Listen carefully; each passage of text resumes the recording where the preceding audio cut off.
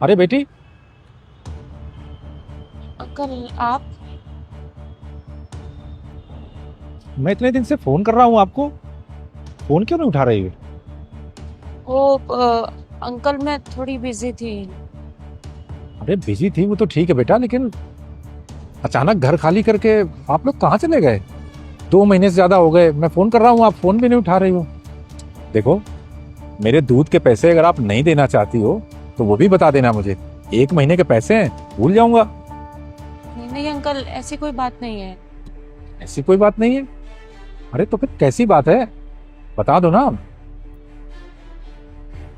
ठीक है अंकल, आप एक काम कीजिए, आप मेरे घर चलिए। आप मेरा घर भी देख लेना और मैं वहां आपको बात भी बता दूंगी। ठीक है, चलिए। 4 महीने पहले मेरे हस्बैंड की डेथ हो गई।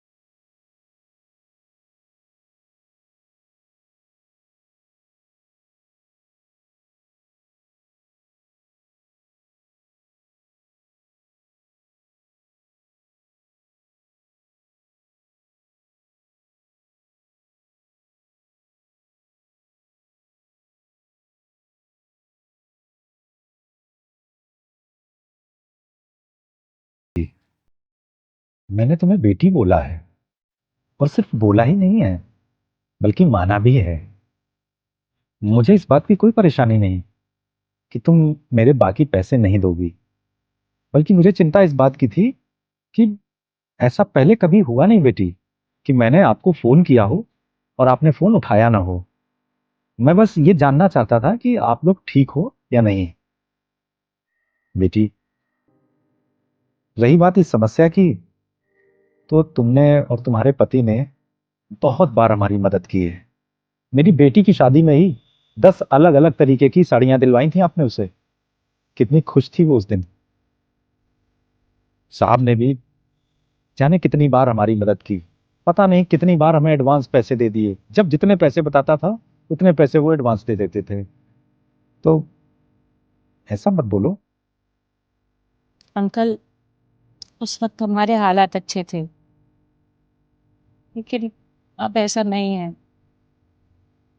देखो बेटी, तुम्हारे साथ जो कुछ हो गया, वो बदल तो नहीं सकता। अब तो तुम्हें ही हिम्मत रख के अपने बच्चों को भी पालना है और अपना भी ध्यान रखना है। कोशिश कर रही हूँ अंकल कि सब कुछ अच्छे से मैनेज कर पाऊँ, बच्चों को अच्छी लाइफ दे पाऊँ, लोगों के पैसे भी वापस कर दूँ। पर पता नहीं सब कुछ कैसे होगा।